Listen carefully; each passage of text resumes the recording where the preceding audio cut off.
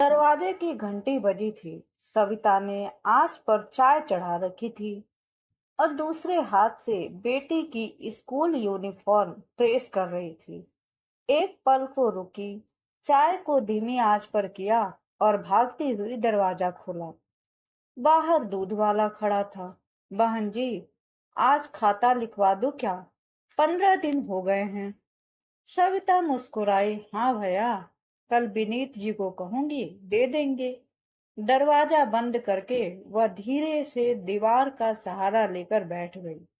थकान आंखों के नीचे उतर आई थी, लेकिन हौसला अब भी जिंदा था।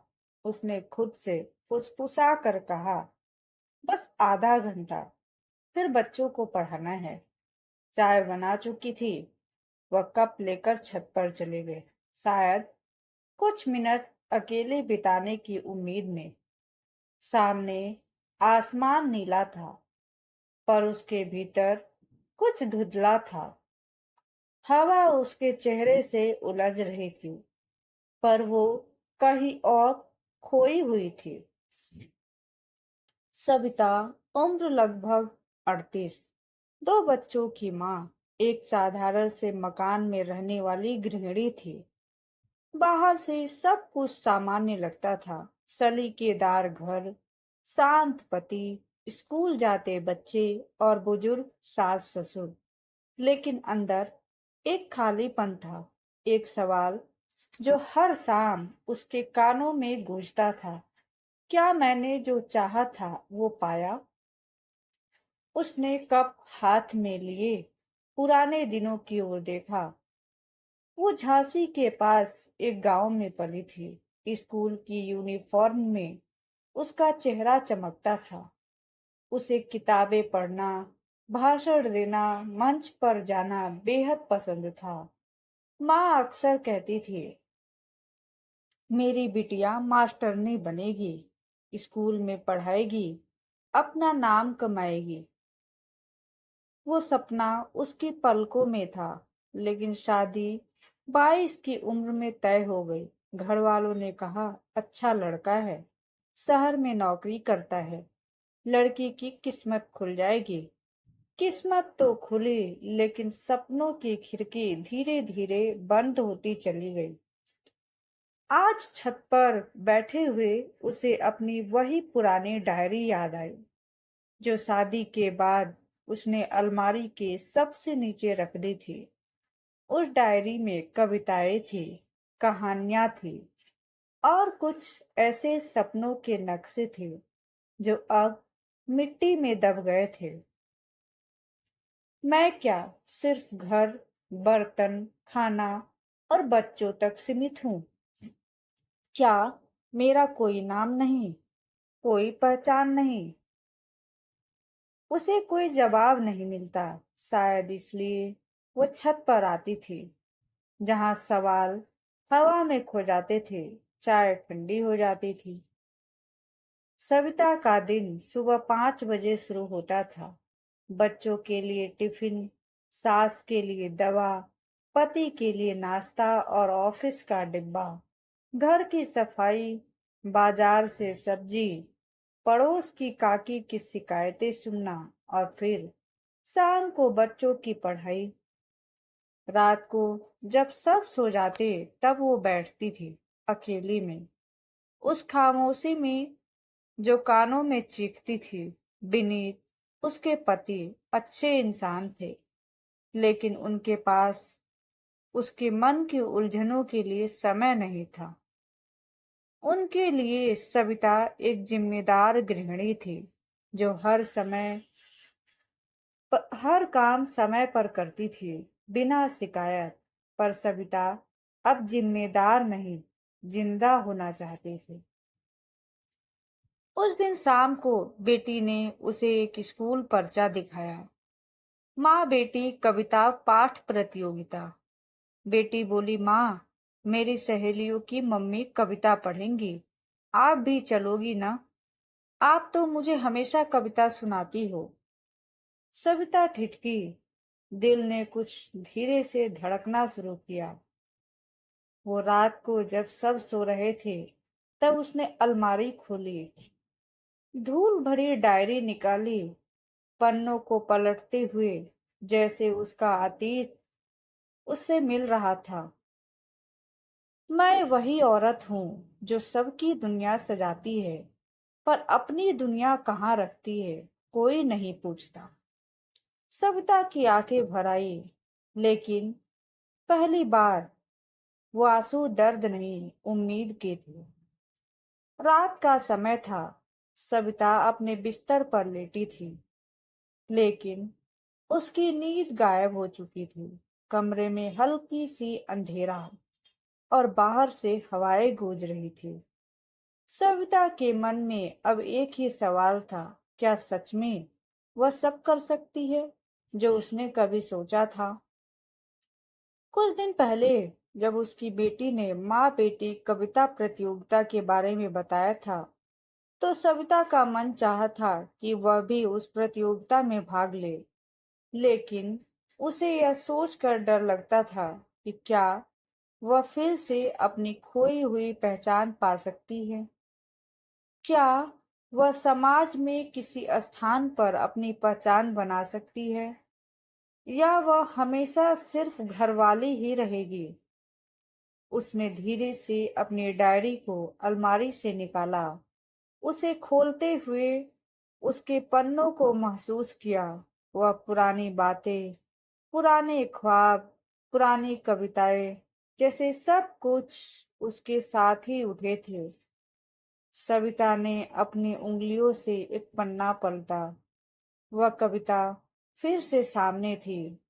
वह कविता जिसे उसने कई साल पहले लिखा था। आगे बढ़ो सपनों के रास्ते पर, हर रात को जागते हुए देखो, यह दुनिया है तुम्हारे कदमों में, तुम्हारी पहचान को देखो। सविता ने गहरी सांस ली। उसने सोच लिया था कि अब उसे खड़ा होना होगा। उसे किसी के सहारे की जरूरत नहीं थी। यह उसका सफर था और उसे इसे खुद तय करना था। अगले कुछ दिनों में सविता ने अपना मन पूरी तरह से संकलित कर लिया। बच्चों की पढ़ाई और घर के कामों के बीच उसने वक्त निकालना शुरू किया। सविता के सुबह के समय को अब उसने एक नई दिशा दी। सुबह सुबह 5 बजे उठकर वह पहले कुछ मिनट ध्यान करती, फिर डायरी में अपनी पुरानी कविताओं पर अपना काम करने लगी। वह जानती थी कि ये कोई आसान काम नहीं होगा, लेकिन वह ये भी जानती थी कि अगर उसने अपनी पहचान को फिर से पाया, तो सिर्फ उसके लिए नहीं, बल्कि हर उस महिला के लिए प्रेरणा बनेगा जो समाज में छिपी हुई है। एक दिन जब सविता बच्चों को स्कूल भेजने के बाद फिर से अपनी डायरी में लिखने बैठी, तब उसकी आंखों के सामने एक छवि उभरी। वह छवि थी जहां वह मंच पर खड़ी है, एक काव्य पाठ कर रही है और पूरे स्कूल के बच्चे उसे सुन रहे हैं। वो सोचने लगी, क्या मैं कभी वहां पहुंच सकती हूँ? यह विचार उसके दिमाग में चल ही रहे थे कि तभी उसकी सास की आवाज आई, कहाँ जा रही हो? सविता ने चौंकते हुए देखा, सास उसके कमरे के दरवाजे पर खड़ी थी। सविता ने धीरे से कहा, बस कुछ समय के लिए बाहर जाना है। सास ने घूरते हुए कहा, तुम्हारे पास क्या काम है? घर के काम पूरे करो। तुम यह सब क्या करोगी? सविता को लगा जैसे सास का सवाल उसके दिल में कोई चाकू की तरह चुभा, लेकिन इस बार उसने झिझकते हुए जवाब नहीं दिया। उसने बस मुस्कुराते हुए कहा, मैं यह करने जा रही हूँ माँ, आप चिंता मत कीजिए। और बिना किसी डर के सविता बाहर चली गई। कितनी ही बार उसने सोचा कि क्या उसे डर को हराकर आगे बढ़ना चाहिए। क्या वह अपनी आवाज को बाहर निकाल पाएगी? लेकिन एक दिन वह यह तय कर चुकी थी कि अब उसे खड़ा होना होगा। जब वह जिस कविता प्रतियोगिता में भाग लेने जा रही थी, वह उसके लिए केवल एक मंच नहीं था, यह उसकी आत्मविश्वास की बहाली थी, उसकी पहचान की तलाश थी। यह उसके लिए एक सफर था, जहां वह फिर से अपने सपनों को पंख दे रही थी। सविता को महसूस हो रहा था कि आज कुछ खास होने वाला है। सुबह से ही वह बेताबी से तैयार हो रही थी। उसकी माँ की पुरानी क्रीम रंग की साड़ी, जो कभी उनकी शादी के दिन पहनी थी, वही उसने पहनी थी। बालों में हल्की सी चोटी बनाई और अपनी पुरानी डायरी में से एक कविता निकाल लिया, जिसे उसने कई रातों तक अपने मन में गुनगुनाया था। वो जानती थी कि इस प्रतियोगिता में भाग लेने का मतलब सिर्फ एक पुरस्कार नहीं था, बल्कि यह एक मौका था खुद को फिर से जानने का, अपने सपनों को जीने का। वह अपनी बेटी के स्कूल की प्रतियोगिता के लिए तैयार हो रही थी, लेकिन आज उसके मन में एक नई उम्मीद थी। आज वह सिर्फ अपनी बेटी की माँ नहीं थी, बल्कि एक नई सविता थी, जो खुद के लिए जी रही थी। सविता स्कूल के प्रांगण में पहुंचने के बाद पहले कुछ पल तो खुद को समझाने की कोशिश करती रही। उसे यह लग रहा था कि सभी लोग उसकी तरफ देख रहे हैं और उसकी उम्र, उसकी स्थिति को लेकर सवाल उठा रहे होंगे। लेकिन फिर उसने खुद को याद दिलाया, यह तुम्हारा सफर है, तुम्हारी पहचान है, कोई तुम्हें नहीं रोक सकता। जब उसका नाम पुकारा गया, तो उसके दिल की धड़कन तेज हो गई। यह उस पल की शुरुआत थी जब उसे खुद को साबित करना था। वो मंच पर चढ़ी और उसके कदम जैसे धीरे धीरे हल्के हो गए। मंच पर खड़ा होकर उसने पहले अपनी सांसों को शांत किया और फिर अपनी कविता को पढ़ना शुरू किया। वो रास्ते जो बेमानी लगे थे, कभी वो सपने जो खो गए थे पलों में, अब मैं उन्हें फिर से साकार करूंगी, खुद से एक नई पहचान बना लूंगी। उसकी आवाज में एक गहरी नमी थी, लेकिन साथ ही एक शक्ति भी थी, एक शक्ति जो वह महसूस कर रही थी। वह उसकी आवाज में साफ थी। जैसे जैसे सविता की कविता खत्म हुई, मंच पर हलचल सी मच गई। सबकी आंखों में एक नई चमक थी। कुछ देर के लिए उसे लगा जैसे पूरे दुनिया ने उसे सुना हो, उसकी आवाज को महसूस किया हो। प्रतियोगिता खत्म होने के बाद जब सविता मंच से उतरी, तो सभी ने उसकी तारीफ की। उसकी बेटी भी खुशी से कूदते हुए उसके पास आई और बोली, माँ, तुम बहुत अच्छी थी। तुमने मेरी उम्मीद से ज्यादा अच्छा किया। सविता की आंखों में आंसू थे, लेकिन यह आंसू दुख के नहीं, बल्कि एक नई शुरुआत के थे।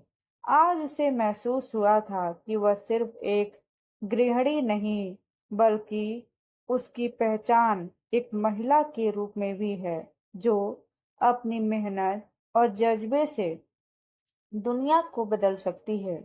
उसने कभी अपने सपनों को अधूरा छोड़ दिया था, लेकिन आज उसने उन्हें फिर से जीवित कर लिया था।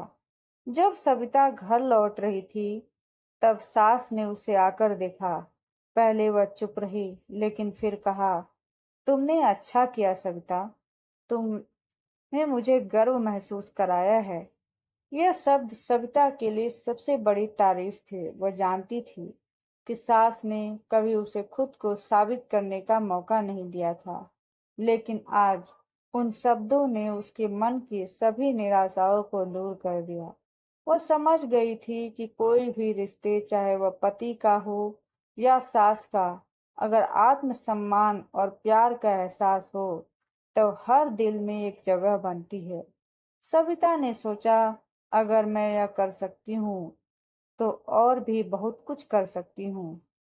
वह अब और ज्यादा कड़ी मेहनत करने के लिए तैयार थी। यह सिर्फ शुरुआत थी। उसने तय किया कि अब वह अपनी कविता और लेखन के साथ एक नई पहचान बनाएगी। वह बच्चों को भी सिखाएगी कि सपने देखना कोई बुरी बात नहीं है और खुद पर विश्वास करना सबसे जरूरी है। सविता ने अपनी पुरानी डायरी को फिर से खोला और उसमें एक नया पन्ना जोड़ा। अब मैं सिर्फ गृहिणी नहीं, एक लेखक और कवि भी हूँ। मैं अपनी पहचान को फिर से पा चुकी हूँ। सविता के जीवन में एक नई शुरुआत हो चुकी थी। वह खुद को एक अलग रोशनी में देख रही थी। कविता की प्रतियोगिता में भाग लेकर उसने अपनी पहचान को फिर से महसूस किया था, लेकिन अब उसे यह समझ में आ गया था कि सपने पूरे करने का रास्ता हमेशा आसान नहीं होता। कई बार अपने सपनों को साकार करने के लिए संघर्ष करना पड़ता है और हर बार यह संघर्ष कुछ नया ही रूप धारण करता है। सविता की जिंदगी में एक नई चुनौती आई जब उसके पति विनीत ने उसकी लेखन कविता के प्रति बढ़ती रुचि पर सवाल उठाया। वो उसे यह समझाने की कोशिश कर रहे थे कि घर और बच्चों की जिम्मेदारियों के बीच यह सब करना शायद मुश्किल होगा। सविता, तुम ठीक कह रही हो कि तुम्हें खुद को साबित करना चाहिए, लेकिन क्या यह सब घर के कामों में अड़चन नहीं डाल रहा? विनीत ने एक दिन थके हुए स्वर में कहा। सविता ने गहरी सांस ली। यह सिर्फ कविता नहीं है विनीत, यह मेरी पहचान है, यह मेरे अस्तित्व का हिस्सा है। मैं घर की जिम्मेदारियां निभा सकती हूँ और साथ ही अपने सपनों का पीछा भी कर सकती हूँ। लेकिन विनीत ने उसकी बातों को नजरअंदाज कर दिया। तुम्हारा सपना हमारे परिवार को प्रभावित कर सकता है। तुम्हारे मन की बातों को मैं समझता हूँ, लेकिन बच्चों के लिए तो घर सबसे महत्वपूर्ण है ना कि यह सब। सविता को यह बात चुभी। उसे समझ नहीं आ रहा था कि क्या वह इस संघर्ष में अकेली थी। क्या उसने खुद को साबित करने के लिए जो कदम उठाया वह सही था या नहीं। यह अकेले विनीत नहीं थे, सविता के सास ससुर भी उसके बढ़ते आत्मविश्वास को लेकर थोड़ा असहज महसूस कर रहे थे। वो चाहते थे कि सविता घर की जिम्मेदारियों को पहले समझे, लेकिन सविता अब खुद को सीमित नहीं करना चाहती थी। उसका दिल चाहता था कि वह अपने सपनों को जी सके, अपने अस्तित्व को महसूस कर सके। एक दिन सास ने सविता से कहा, तुम्हारा ध्यान हमेशा घर पर क्यों नहीं रहता? तुम हमेशा अपने लेखन और कविताओं में खोई रहती हो। क्या यह सब घर और परिवार के लिए जरूरी है? सविता ने शांत स्वर में जवाब दिया, माँ, मैं यह नहीं कह रही कि घर की जिम्मेदारियां नहीं निभाऊंगी, लेकिन क्या मैं अपने आप को कभी जान पाऊंगी? अगर मैं अपनी पहचान को न जी सकूं। वह समझ चुकी थी कि अगर उसे अपने सपनों को जीना है तो उसे अपने परिवार से समर्थन और समझ की आवश्यकता होगी।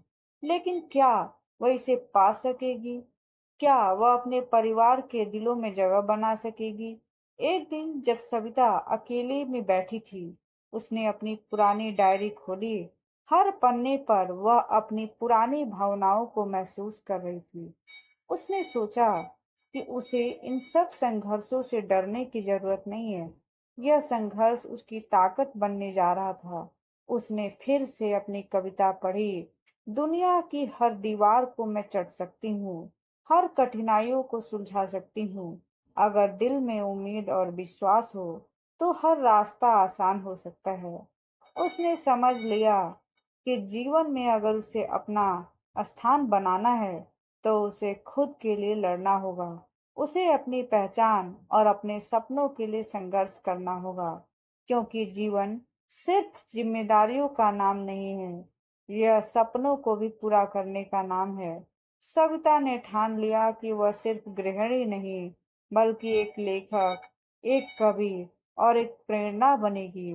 उसने अपने लेखन को गंभीरता से लिया और हर रोज अपनी कविताएं और लेख लिखने लगी। उसका उद्देश्य सिर्फ परिवार का ध्यान नहीं खींचना था, बल्कि वह चाहती थी कि समाज उसे एक महिला के रूप में देखे जो अपने सपनों को हकीकत में बदल सकती थी। लेकिन इस रास्ते पर उसकी परेशानियां खत्म नहीं हुई। लोग उसे अब भी सिर्फ एक गृहिणी समझते थे और उसे लगता था कि उसका संघर्ष अब और गहरा होने वाला है। क्या वह उस संघर्ष को पार कर पाएगी? क्या उसके सपने सच होंगे या फिर उसे फिर से अपनी दुनिया में कैद होना पड़ेगा? सविता के लिए यह सफर आसान नहीं था। हर कदम उसे किसी न किसी दीवार से टकराना पड़ता था। लेकिन अब वह टूटी नहीं, झुकी नहीं। अब वह हर सवाल का जवाब थी, हर ताना उसका इम्तिहान नहीं, बल्कि उसकी ताकत बन चुका था। एक दिन जब वह रसोई में काम कर रही थी, तभी दरवाजे पर डाकिया आया। उसके हाथ में एक बड़ा सा लिफाफा था। राष्ट्रीय महिला रचनाकार प्रतियोगिता की ओर से आमंत्रण पत्र। उसकी कविता मैं भी हूँ कोई ने देश भर की प्रतियोगिताओं में पहला स्थान प्राप्त किया था। उन्हें दिल्ली बुलाया गया मंच पर सम्मानित होने के लिए। उसके हाथ कांप रहे थे। यह उसकी मेहनत, उसके आंसू, उसके संघर्ष और उसकी आत्मा की जीत थी। उस शाम जब विनीत घर लौटा तो सविता ने चुपचाप वह पत्र उनके हाथ में दे दिया। विनीत ने पढ़ा और पहली बार उसकी आंखों में गर्व की चमक थी। सविता, तुमने सच में कमाल कर दिया। मुझे माफ करना, मैं तुम्हारी आग को कभी समझ नहीं पाया, लेकिन आज मैं पूरी तरह तुम्हारे साथ हूँ। और फिर उसकी सास भी आगे आई, आंखों में शर्म और प्यार साथ लिए। हमने तुझे सिर्फ एक बहू देखा, पर तू तो घर की शान निकली। उन शब्दों से सविता की आत्मा को सुकून मिला। सालों की चुप्पी, अवहेलना और हताशा जैसे एक झटके में बह गई। दिल्ली के उस भव्य मंच पर जब सविता को बुलाया गया, पूरा हाल तालियों से गूंज उठा। वह मंच पर खड़ी थी, एक गृहिणी जिसने अपनी चुप्पी को आवाज दी थी, जिसने खुद को खुद ही बनाया था। अपने सम्मान के दौरान उसने जो कहा वो सैकड़ों दिलों को छू गया। एक माँ हूँ, एक बहू, एक पत्नी, लेकिन सबसे पहले मैं एक औरत हूँ जिसकी भी एक पहचान है। घर को संवारते संवारते हमने खुद को मिटा दिया। अब वक्त है खुद को फिर से गढ़ने का। सम्मान के बाद उसकी कविताएं छपने लगी, महिलाओं के मंच पर उसे बुलाया जाने लगा।